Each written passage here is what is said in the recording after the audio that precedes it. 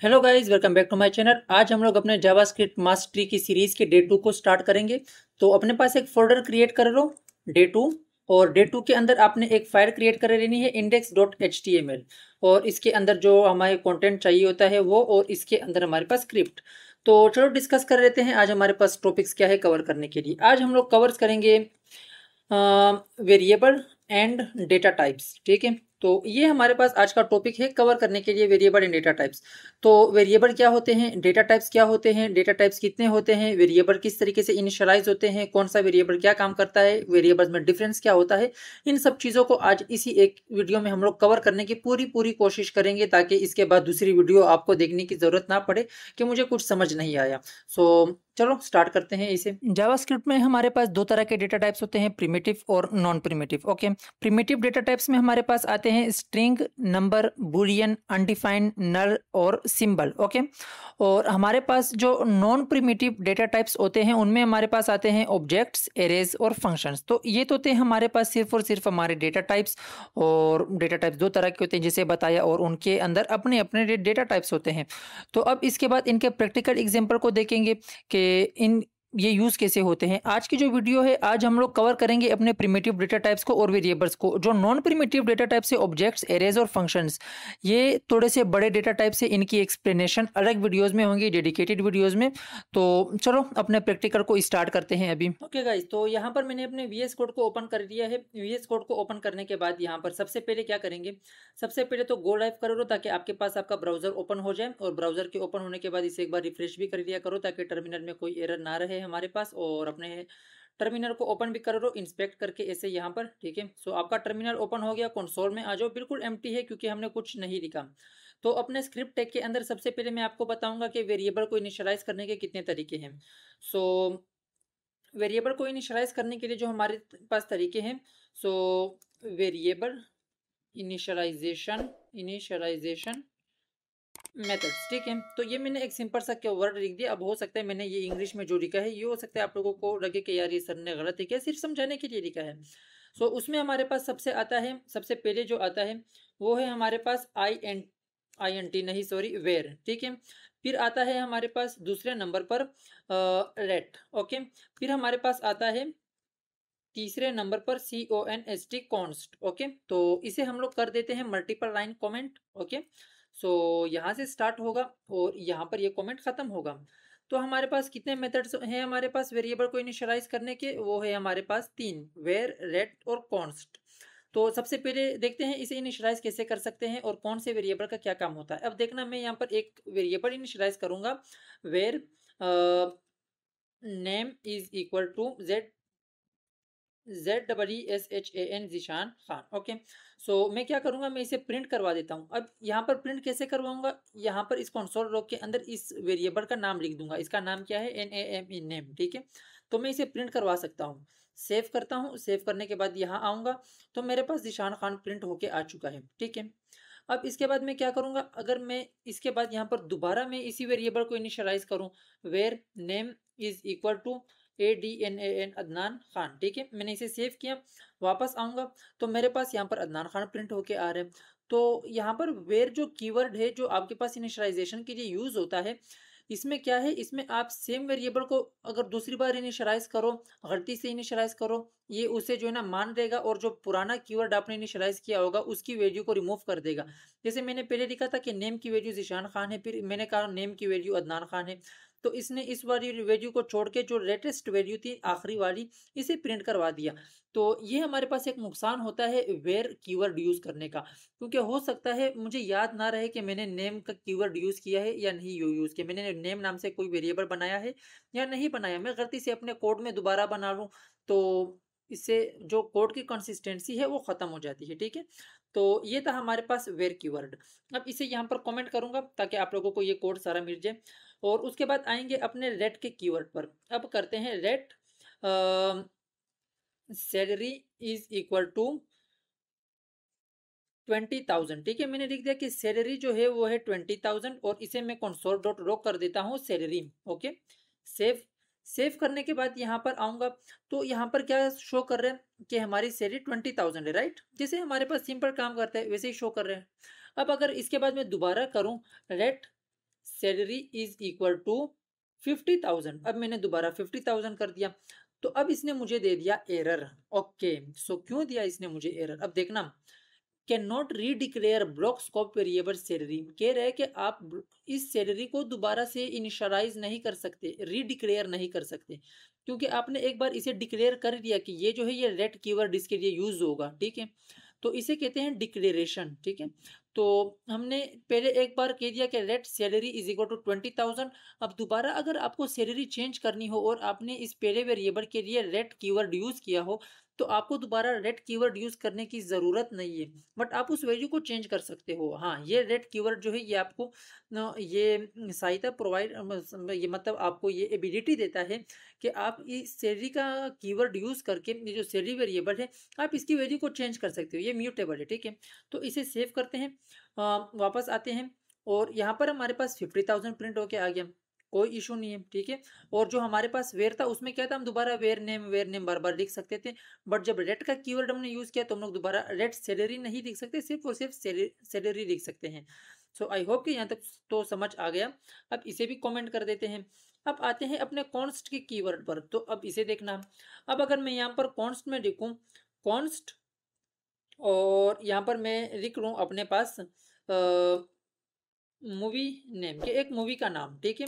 और इस movie name के अंदर मैं लिख दूं टाइटेनिक। ओके, मैंने मूवी का नाम लिख लिया टाइटेनिक।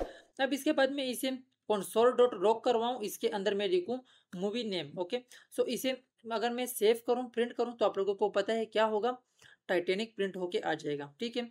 अब ये जो कॉन्स्ट कीवर्ड है, इससे आप लोगों को ये अंदाजा लगा लो, कॉन्स्ट ये शो करता है कि जो मूवी नाम का वेरिएबल है, मूवी नेम, ये एक कॉन्स्टेंट है, इस वैल्यू को आप किसी सूरत चेंज नहीं कर सकते। तो अगर मैं इसे चेंज करना चाहूँ दोबारा, const movie name is equal to Avengers, ठीक है, तो क्या शो करेगा, कह रहे can not redeclare block scope. तो जैसे इसने रेट कीवर्ड के साथ किया था, सेम कंडीशन दोबारा आ गई, ठीक है। तो इसे रीडिक्लेयर नहीं करते, तो मैंने सिर्फ इसकी वैल्यू चेंज कर दी, मैंने इस बार इसकी वैल्यू चेंज की, रीडिक्लेयर नहीं किया। तो देखते हैं कि क्या एवेंजर्स हमारे पास प्रिंट होके आता है या नहीं। तो सेव करते हैं, जैसे मैंने आप लोगों को पहले बता दिया कि मूवी नेम जो है ये एक कांस्टेंट, इसे आप चेंज नहीं कर सकते। तो देखते हैं कि कितना दम है मेरी बात में। तो वापस आते हैं, तो इसने क्या कहा, असाइनमेंट टू कांस्टेंट वेरिएबल, ये जो एरर आ रहा है ये असाइनमेंट टू कांस्टेंट वेरिएबल आ रहा है, क्यों, क्योंकि आप एक कांस्टेंट वेरिएबल को, जैसे मैंने आप लोगों को बताया कि मूवी नेम जो है ये एक कांस्टेंट वेरिएबल है, क्योंकि हमने इसे कॉन्स्ट से इनिशियलाइज किया है, डिक्लेयर किया है कि आप इस चीज को चेंज नहीं कर सकते। आपने एक बार कह दिया कि ये टाइटेनिक है, तो बस ये टाइटेनिक है, अब आप इसे एवेंजर्स या कोई भी नाम नहीं देख सकते। तो इस चीज, तो इसलिए आप लोग इस चीज को यहाँ से रिमूव कर दो, और आपके पास सिर्फ और सिर्फ ये प्रिंट होके आएगा, ठीक है। अब इसे कर देते हैं कमेंट। तो ये तो थे हमारे पास हमारे वेरिएबल्स। अब हम लोग डिस्कस करेंगे डेटा टाइप्स। डेटा टाइप्स में हमारे पास कौन सा डेटा टाइप हम लोग देखेंगे, primitive data types, PRIMITIVE, primitive data types, ठीक है। सो प्रिमिटिव डेटा टाइप्स में जो हम लोग सबसे पहला डेटा टाइप डिस्कस करेंगे वो डिस्कस करेंगे स्ट्रिंग, ठीक है, स्ट्रिंग। और स्ट्रिंग को देखते हैं स्ट्रिंग है क्या। तो अगर मैं यहाँ पर लिख लूँ let name is equal to Mohammad Zeeshan Khan, ठीक है, और मैं यहाँ पर इस चीज को प्रिंट करवा दूं, मैं यहाँ पर लिख लूँ NAME नेम, ठीक है। तो ये क्या करेगा, आप लोगों के सामने नेम को प्रिंट कर देगा। अब मैं चाहता हूँ कि इसकी टाइप क्या है, ये जो नेम वर्ड है, जो वेरिएबल है, इसकी टाइप देखना चाहता हूँ। अब इसकी टाइप क्या होगी, कंसोल डॉट लॉग, अगर मैं लिख दूं TYPE टाइप ऑफ, और टाइप ऑफ के बाद स्पेस देके अगर मैं लिख लूँ NAME नेम, कि जो नेम नाम का जो वेरिएबल है इसकी टाइप क्या है, तो ये मुझे इसकी टाइप प्रिंट करके दे देगा। इसने कहा क्या, स्ट्रिंग, इसकी जो डेटा टाइप है वो है स्ट्रिंग।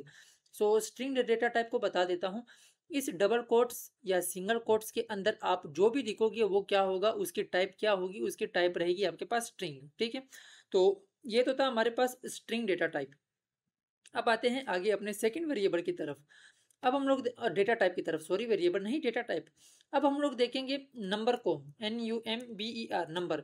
तो अगर मैं लिख दूं let age is equal to 21, original age लिख देता हूँ, वो लड़कियों वाला सीन नहीं है कि हाँ हर साल 18 का ही रहूँ।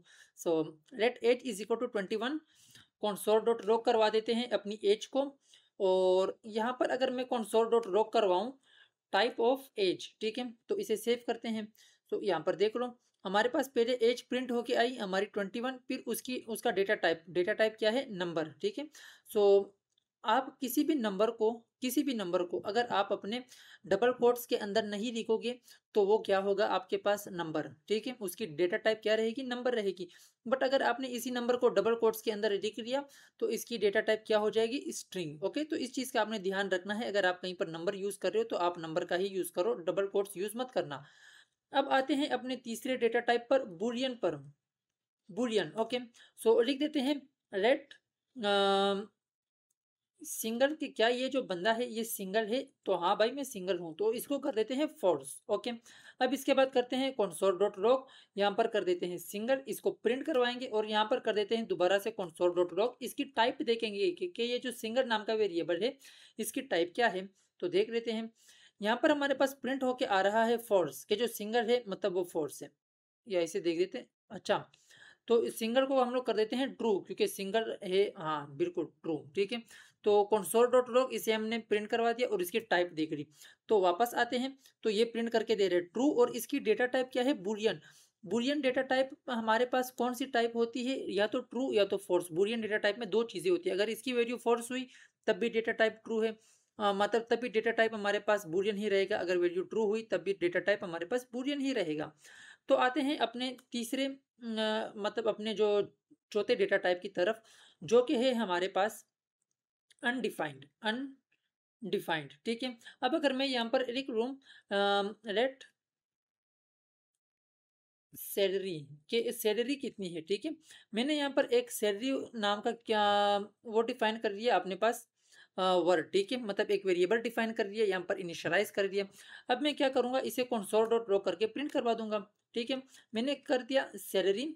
ओके, और यहाँ पर मैं इसकी टाइप देखना चाहूँगा कंसोल डॉट लॉग, और अगर इसके अंदर मैं लिख दूँ टाइप ऑफ SALS सैलरी, इसे सेव करते हैं। सेव करने के बाद वापस आऊँगा, तो यहाँ पर ये दोनों में अनडिफाइंड बता रहा है, अनडिफाइंड, और इसकी टाइप क्या है, अनडिफाइंड। तो इसने वैल्यू की जगह भी अनडिफाइंड दे दिया, और यहाँ पर जो डेटा टाइप है इसने भी अनडिफाइंड दे दिया। क्यों? क्योंकि हमने वेरिएबल तो क्रिएट कर लिया, वो बात तो सही है हमारी कि हमने वेरिएबल बना लिया, इनिशियलाइज उसे हमने डिक्लेयर हमने लेट कीवर्ड से किया है। बट क्या हमने इसे कोई नंबर असाइन किया है, कोई वैल्यू, कोई ट्रू फॉल्स 21 22 या कोई नाम, कुछ भी इनिशियलाइज हमने कुछ कोई वैल्यू नहीं दी हमने इसे। तो इस वजह से इसने कहा कि ये अनडिफाइंड है, आपने इसे कोई वैल्यू दी ही नहीं है, तो हम लोग कैसे बताए कि ये स्ट्रिंग फॉर्मेट में है या बुलियन में है या नंबर में है। तो इसी वजह से इसने जब सैलरी को प्रिंट किया तब भी इसने कहा अनडिफाइंड, जब इसके टाइप को प्रिंट किया तब भी इसने कहा अनडिफाइंड। अब आते हैं हम लोग नल डेटा टाइप पर।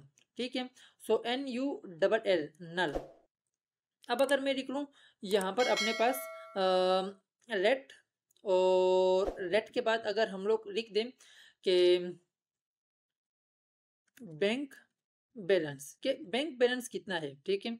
और इसके अंदर मैं लिख दूं NULL नल, ठीक है। कंसोल डॉट लॉग करवा दूं मैं यहाँ पर, और मैं लिख दूं बैंक बैलेंस। ओके, और यहाँ पर मैं लिख दूं कंसोल डॉट लॉग, इसके अंदर लिख लूं टाइप ऑफ बैंक बैलेंस। ठीक है, तो अब इसमें देखना, अब इस चीज को समझना, हमारे पास जो बैंक बैलेंस की जो वैल्यू है वो क्या प्रिंट होके आई है, नल। ठीक है, अब यहाँ पर देखना, इस चीज को समझने की जरूरत है।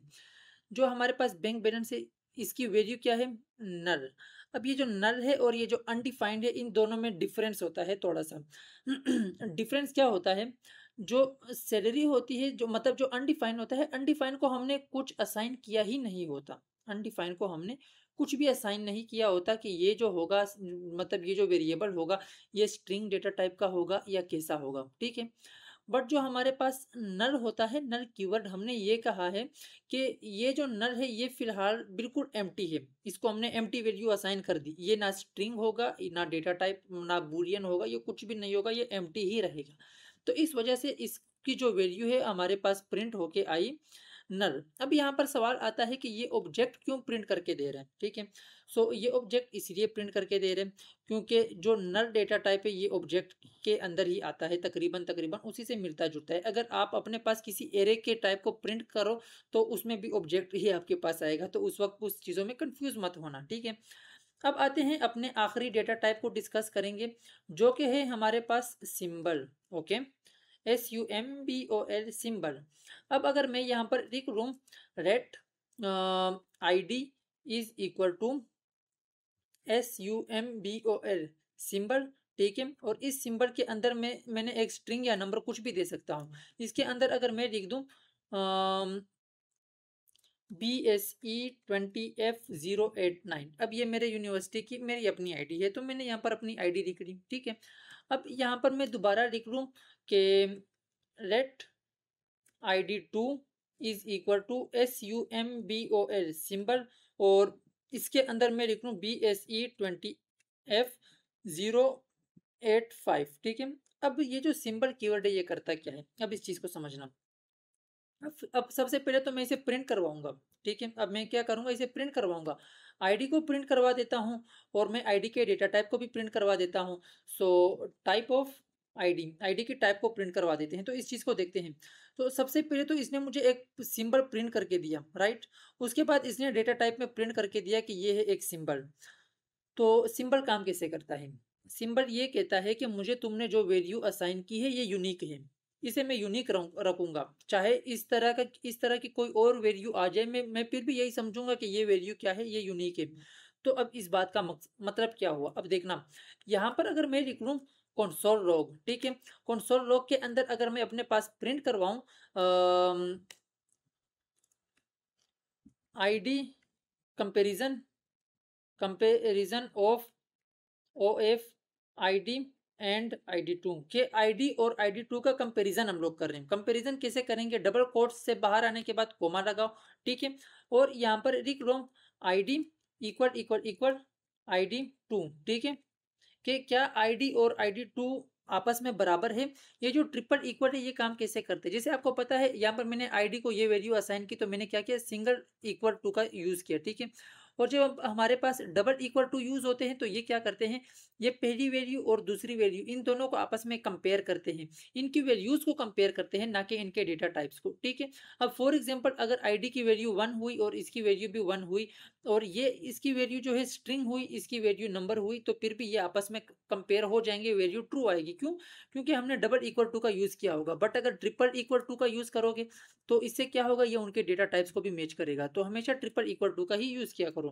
तो इसे सेव करते हैं। सेव करने के बाद इसने कहा comparison of ID and ID2 false. इसने कहा कि ID और ID2 को हमने कंपेयर किया और हमारे पास वैल्यू आई फॉल्स।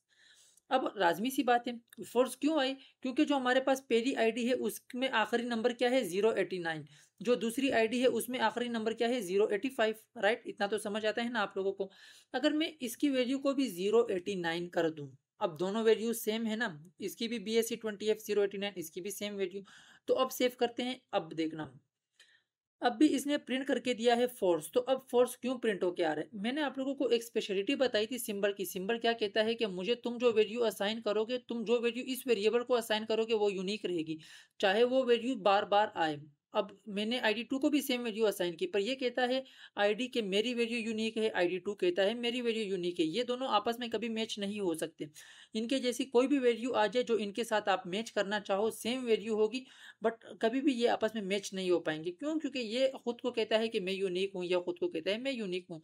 अब चाहे आप एक सिंपल सा वेरिएबल डिफाइन कर लो। अगर आपने लिख लिया late ID3 is equal to, और यहाँ पर लिख लो BSE20F089, ठीक है। अब ये क्या है आपके पास, ये सिंबल नहीं है, ठीक है। ये कोई सिंबल नहीं है, ये एक सिंपल वेरिएबल है। तो अगर मैं ID को ID3 के साथ कंपेयर करूं तो देख लेते हैं क्या होता है। तो ID3 के साथ कंपेयर करने पर भी ये फॉल्स बता रहे, क्यों, क्योंकि हमने जो कंपेयर किया है, हमने एक सिंबल को, ID जो है ये एक सिंबल है, हमने एक सिंबल को एक सिंबल वेरिएबल के साथ कंपेयर किया है।